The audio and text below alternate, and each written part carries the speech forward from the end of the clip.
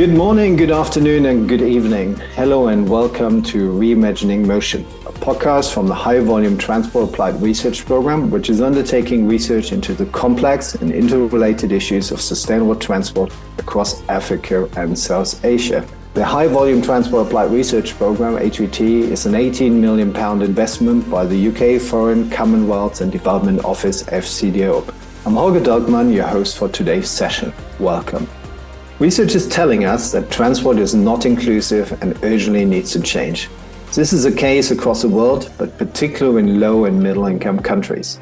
Accessible public transport, as well as safe infrastructure for walking and cycling, are essential for people to access education, employment, and healthcare, as well as social contact with family, friends, and the wider community. The ability to move and travel independently is fundamental to breaking the downward spiral of dependence and poverty, and to building strong communities and economies. In the third series of Reimagining Motion, we'll shine a light on the inequalities across the transport sector and explore how those currently excluded need to not only be the beneficiaries of development, but more importantly, that they're agents of change driving that development.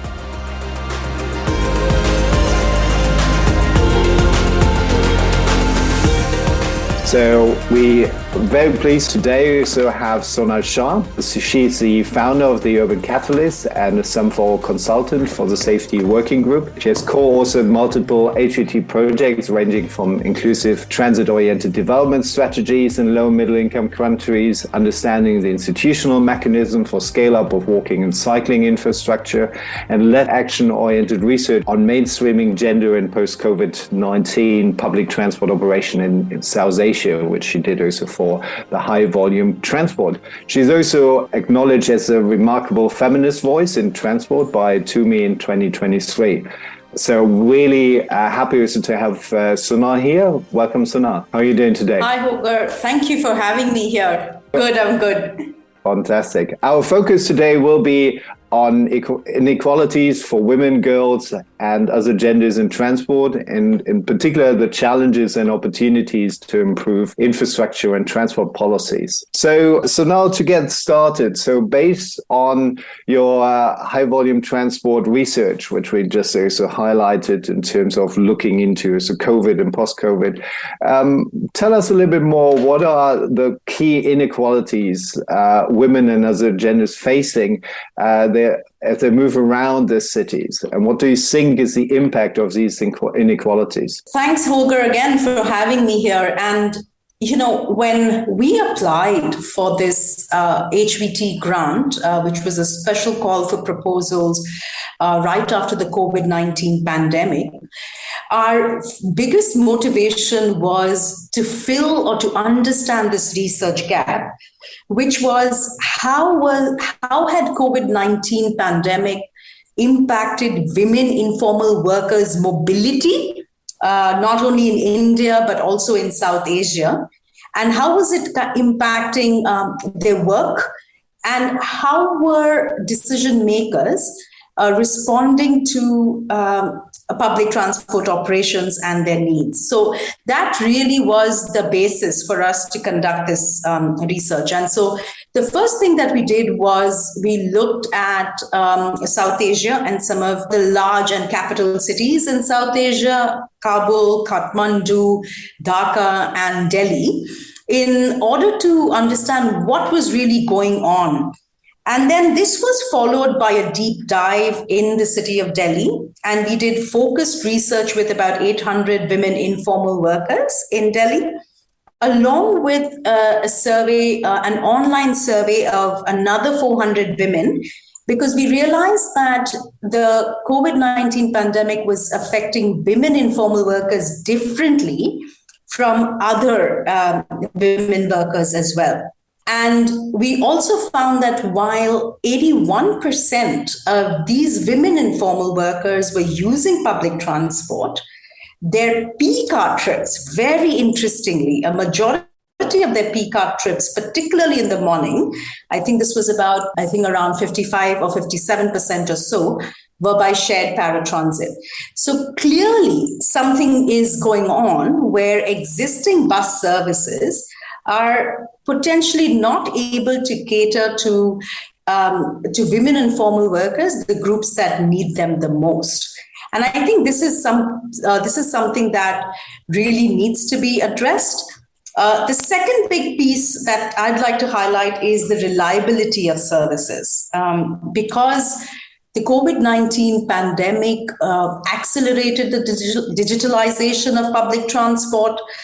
But what it was doing was leaving women informal workers behind, because less than 10% of our target group had access to a personal or a smartphone. So then they weren't able to get status on the estimated arrival of buses, and therefore this increased their waiting times too. A third and big piece, and I'll stop here and I'm happy to answer more questions, was enforcement of reserved seats in our buses, because in Delhi we do have about 25% of all seats reserved for women. And we found on one hand the reserved seats were not being enforced, and also that we saw that the buses were not stopping for women. So I'd say reliability, safety are some of the two biggest challenges, along with affordability, convenience, and comfort.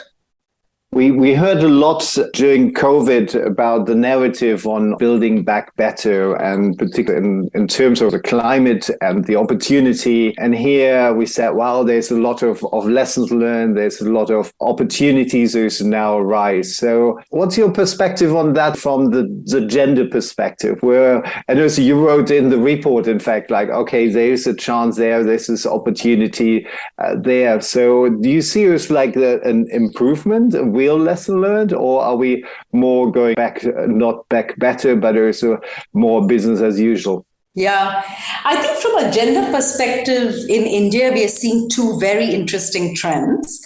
One, and I don't know how they're related, but I think it's still important, is in India, we are now seeing an adoption or fare-free transport for women in buses across multiple states or subnational governments in India. It started with Delhi pre-COVID in 2019. It's moved to the state of Karnataka and Tamil Nadu in South India, to Punjab in North India, to 50% travel subsidy in the state of Rajasthan.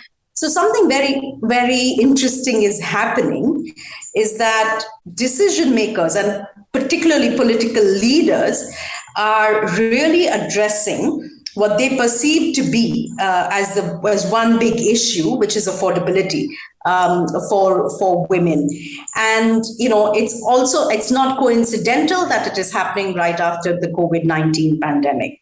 How equipped public transport authorities are in addressing this increased demand, we still have to see, as I think they're all just learning, with seeing how it plays out, and then adjusting their services. In Punjab, in North India, unfortunately, they don't know how to deal with the increased demand of women and the load, if you will, it is putting on the public transport operator, on the state government, because it has to reimburse the public transport operator. So we'll have to see. But the second big thing is an acceleration of the digitalization of bus-based public transport. And unfortunately, I don't think they addressed it before, but even now, I think there is not enough acknowledgement that there is a gender digital gap. And that while we digitalize, if we don't address how women with limited access to smartphones will use and access public transport, we're really going to leave them behind. So I think these are the two major observations, if I will, from the COVID-19 pandemic. Thank you. We talked a lot so far about public transport and paratransit. Let's widen that. You're also an experienced urban planner. So based on your experience and work, so what do women want and need, particularly from urban infrastructure in the more generic terms? Yeah, I think our work overall is kind of showing, I think, 5 major things, I think, across all modes of transport, and that is safety, reliability, affordability, convenience, and comfort. And this may play out differently for different modes of transport. But I think we really kind of look at these 5 key parameters when we talk about women as users. Can you elaborate a little bit more on that? Give us also some examples around these 5 areas. Yeah, so I think safety is I think well known, both the perception of safety and the experience of safety. So the experience of sexual harassment and the role that our infrastructure or our streets and public and paratransit services can play. I think reliability I've already spoken about, especially knowing whether your public transport services are reliable and how you can reduce your time poverty. I think I've also spoken about affordability. Holger, in India, we find, this is dated, but we found that across all women workers in India, 45% of them walk to their place of work. It's a big number. And our own work in Bihar is also showing that in spite, and this is different from global trends, that even though women's per capita trip was about 37% lower than men, women constituted about 60% of all walk trips. So in spite of making fewer trips, they are a majority of pedestrians. And so we can see that affordability matters significantly.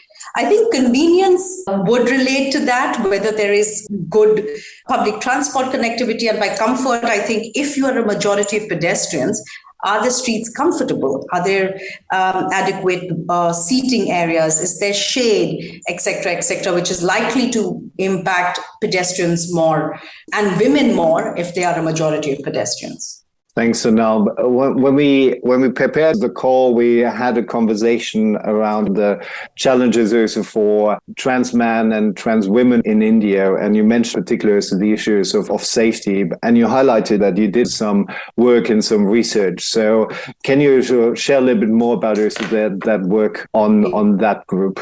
Yeah, in fact, actually, we did this as part of project preparation for 2 metro rails in India, where we not only conducted focus group discussions with trans men and women, but we also did a safety walk with them in one of the metro rail stations in Bangalore.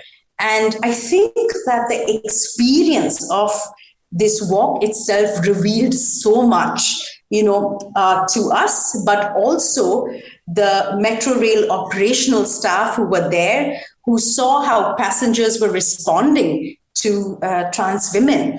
One of the big pieces was staring. I think the trans women themselves spoke about a significant staring from passengers and the assumption that trans women waiting at bus stops are sex workers, which is fine, but then they used to get harassed by the police.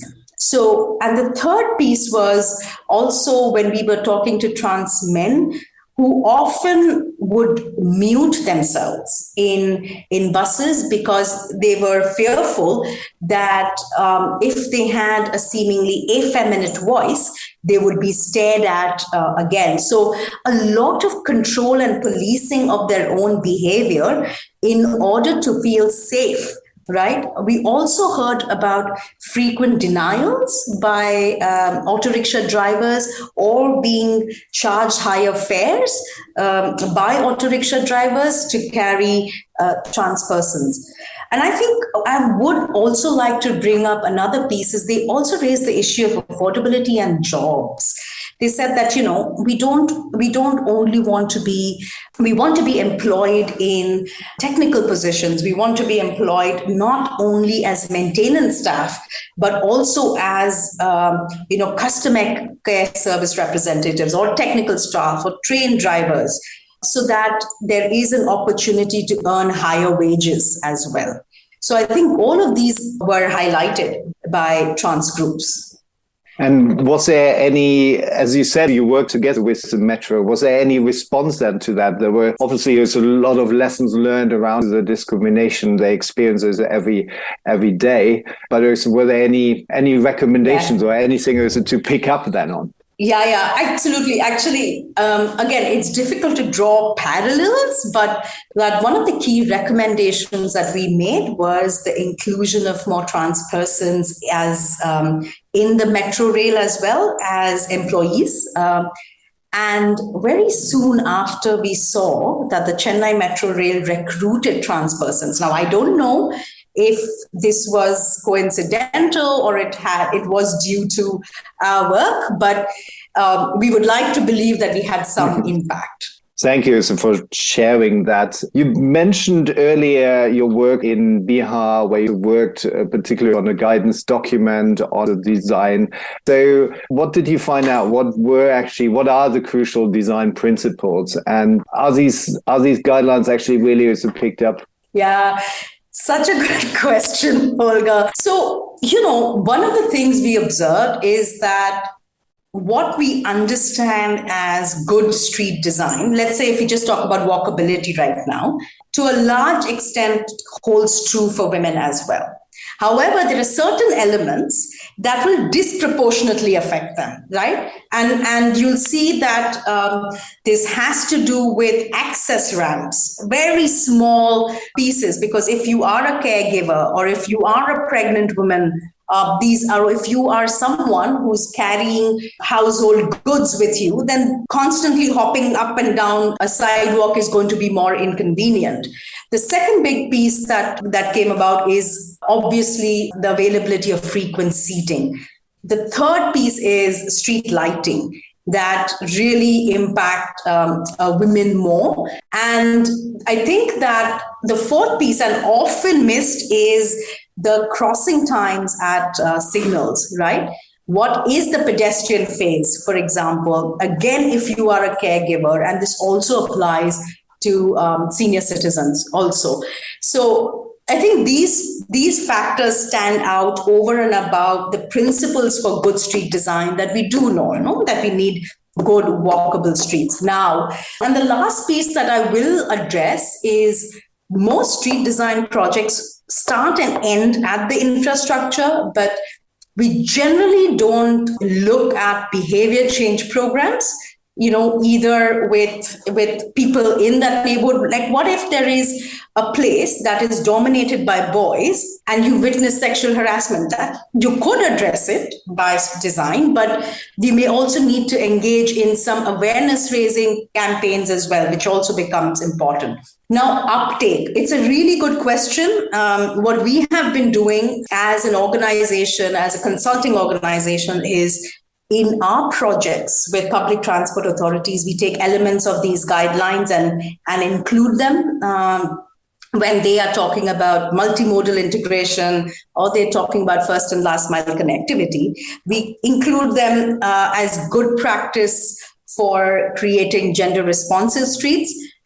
For adoption, I think it's hard. And this partly has to do with the fact that if we had indicators that actually looked at maybe two major indicators. One is, what is the perception of safety before the project, right? And then you understand safety not only as road safety or crime. And the increase in the number of women/girls on that street. I think if we had these indicators, we might see an adoption of some of these guidelines. Right now, there aren't any, right? So I think, yes, I think it's a constant nudge, push, constant advocacy. I like the hinders to advocacy and the importance actually of different pressure groups also to do that. And as you said, providing more data and providing actually showing the changes. So now, you mentioned the importance of more surveys, of more indicators. We talk often in the context of gender and inclusivity is about this data gap. Is there, from your experience, any good example for data collection which could lead us to a transition? How do we actually define data gap in gender? I mean, I think that the need for data is insatiable. So the question is, how do we look, what is the data that we're looking for? And one of the biggest gaps we have, I feel, is at least understanding travel behavior. Now, one of the most interesting examples that I've seen in the last few years has been in India, in the city of Bhubaneswar, where the city gender tagged their electronic ticket vending machines, which meant that the conductors who were issuing the tickets were doing it at the point of sale of a ticket. And I think that those are the kind of interventions we really need, because what it does is it gives me a timestamp, it gives me origin, it gives me destinations, which can help a public transport authority prioritize recommendations. So I think this is a really good example that could scale up and that could really help collect one data point, which can then, of course, be supplemented with other primary surveys as well. So this is one example that I hope and wish gets scaled up too. Thank you so much. We covered quite a lot of range of things today, from the infrastructure side and walking and cycling, as well as public transport. Talked about also the safety issues and data. Just also want to come up with a final area, which is probably a little bit out of the range when you talk about gender and inequality, which is a move to more recognition of the green agenda, of the climate change agenda, and so obviously India has taken that on to a large extent with a large scale procurement on public transport for electric buses, but also creating a more and pushing also for more support for electric rickshaws. So is there any gender dimension to that change or to that attention to climate change from your perspective?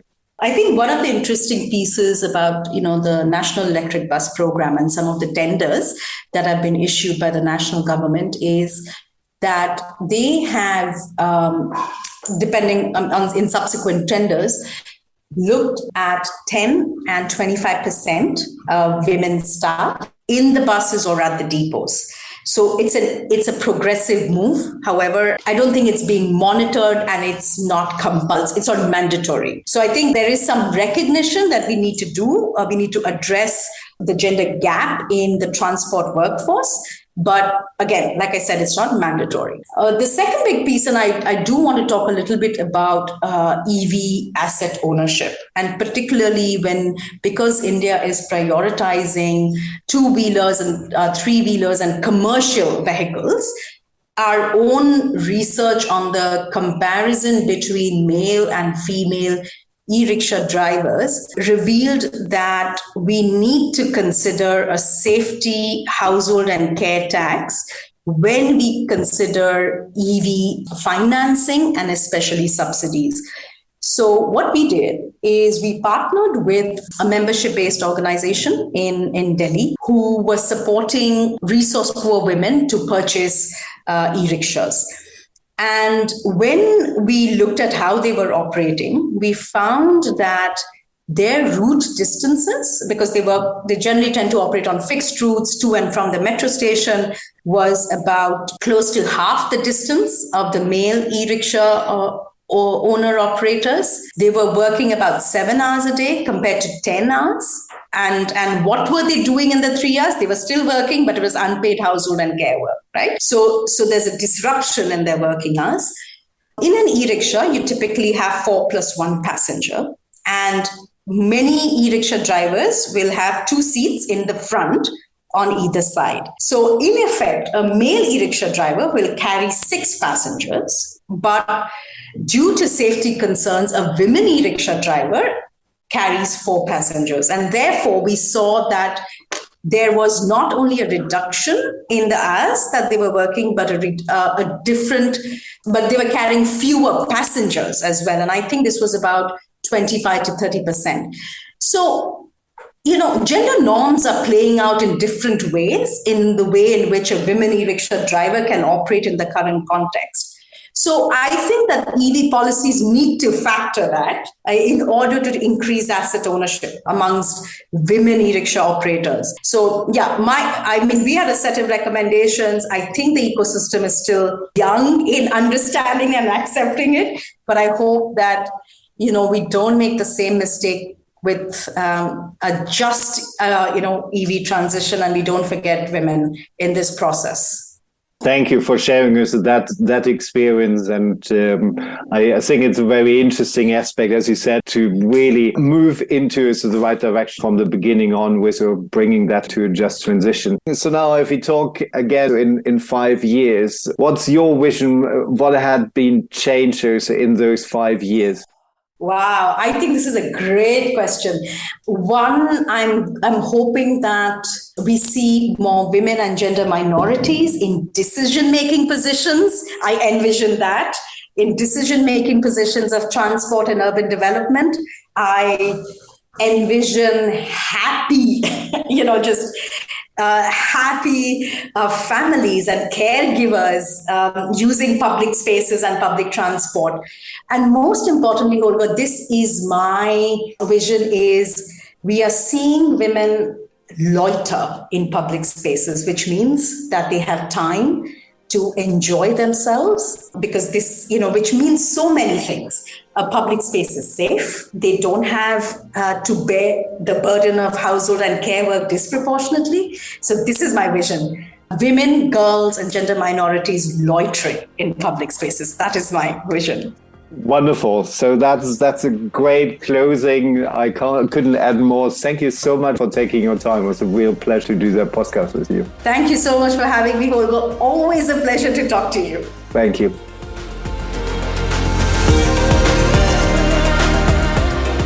So thank you for listening to this episode. If you'd like to find out more about the work of our guests and any of the resources, please check out the links in the description. I also encourage you to listen to the other episodes in the series. Also, you can leave us a rating, hopefully a good one, and a review. It really helps others find our podcast. If you'd like to learn more about the work of the High Volume Transport, you can check out our website at transport-links.com, or follow us on Twitter at transport_links, or on LinkedIn at High Volume Transport Applied Research Program. The High Volume Transport Applied Research Program, HVT, is an £18 million investment by the UK Foreign Commonwealth and Development Office, FCDO. The program's new body of research aims to help inform decisions of policymakers in low-income countries and make road and rail transport greener, safe, and more accessible and affordable. My name is Holger Dahlmann, and you have been listening to Reimagining Motion. Thank you. Stay and travel safe wherever you are. Goodbye and auf Wiedersehen.